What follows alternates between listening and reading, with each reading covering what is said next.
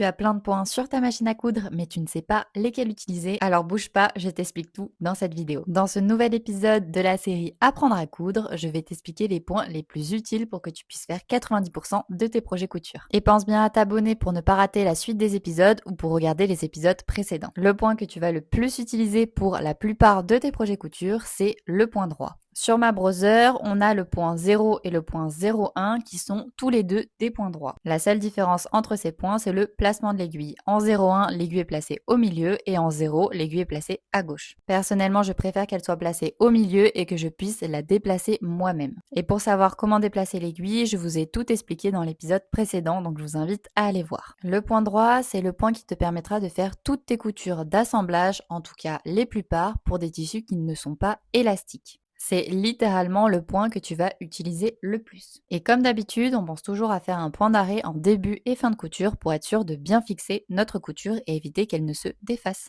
Sur certaines machines, vous avez également le triple point droit. Pour moi, c'est le numéro 2 de ma machine à coudre. Ce point permet d'avoir une couture renforcée. On peut l'utiliser pour faire l'entrejambe d'un pantalon et être sûr que la couture soit bien solide. Ensuite, nous avons le point stretch, également appelé point éclair pour la forme d'éclair qu'il a. Ce point, on l'utilise pour remplacer le point droit dans tous les tissus qui sont élastiques, comme les jerseys, mais aussi l'émail et les tissus qui possèdent de l'élastane. Sa forme en éclair permet de réaliser une couture d'assemblage, mais en gardant l'élasticité de notre tissu. Pour coudre les tissus élastiques, vous avez également le point zigzag. Très pratique également pour réaliser les surjets de vos pièces de vêtements, mais sur cette machine, on a deux points qui sont réservés aux surjets que je vous montre maintenant. Vous avez donc pour le point surjet, le point 0,6 et le point 0,7. Le point surjet permet de réaliser des jolies finitions sur vos bords francs afin qu'ils ne s'effilochent pas. Pour ce point, il faut placer correctement son tissu sous son pied presseur pour être sûr que le point vienne au plus près de notre bord.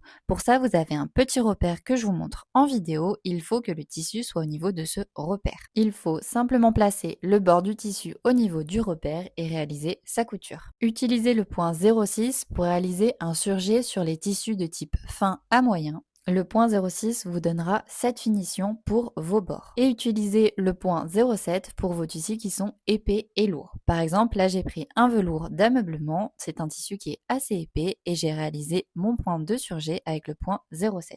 Et avec le numéro 7, vous obtiendrez ce point de surjet là. On continue l'apprentissage de nos points avec le point invisible. Sur ma machine, ce sera le point numéro 9 et le point numéro 10. Le point numéro 9, c'est pour faire un point invisible sur un tissu non élastique et le point numéro 10, c'est pour faire un point invisible sur un tissu élastique. Personnellement, c'est le type de point que j'adore faire à la main plus qu'à la machine parce que je trouve ça beaucoup plus discret, mais vous pouvez également le réaliser à la machine pour aller beaucoup plus vite. Bien sûr, on pense à choisir un fil de la même couleur que son tissu parce que comme vous pouvez voir sur la vidéo, moi mon fil se voit énormément car ce n'est pas la bonne couleur. Et c'était vraiment pour que vous puissiez voir le type de point que ça fait sur le tissu.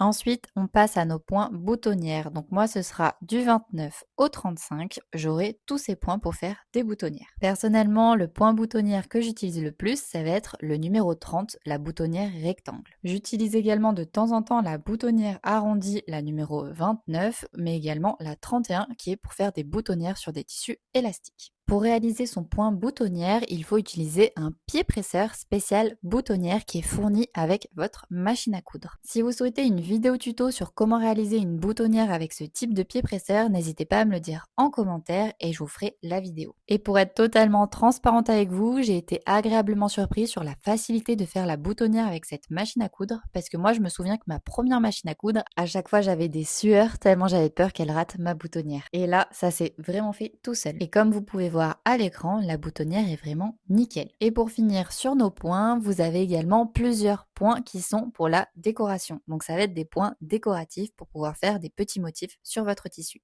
Pour réaliser ces points, il faut penser à changer de pied presseur. Mais ce qui est génial avec cette machine à coudre, c'est qu'en fait, lorsque vous cliquez sur le point que vous voulez, elle vous dit quel pied presseur il faut mettre. Là, pour le point 51, elle nous dit qu'il faut mettre le pied presseur N. Mais quand je sélectionne un autre point, par exemple le point numéro 1 qui est le point droit, elle va m'indiquer qu'il faut que je mette un pied presseur différent, donc le pied presseur J. Et les lettres sont bien indiquées en gros sur chaque pied presseur. Revenons-en à nos points décoratifs. Je me suis amusée m'amuser à en faire quelques-uns sur une chute de tissu et je trouve qu'ils sont vraiment très jolis. La machine les fait assez facilement et c'est vraiment le petit détail qui changera toutes vos créations. Et voilà, vous connaissez tous les points essentiels de votre machine à coudre et vous saurez lesquels utiliser pour chacune de vos coutures. Si vous avez la moindre question, n'hésitez pas à la poser dans les commentaires, j'y répondrai avec plaisir. Pensez à vous abonner pour ne pas rater la suite et nous on se retrouve bientôt pour le prochain épisode. Si vous avez envie de commencer la couture, je vous invite à aller sur mon site atelierjumadi.fr, je propose plein de patrons pour les débutants. Et pour rappel, vous avez toujours le code promo de disponible pour l'achat de la machine Brother CS70S avec un kit de fil Madeira. Je vous mets toutes les infos en description si ça vous intéresse.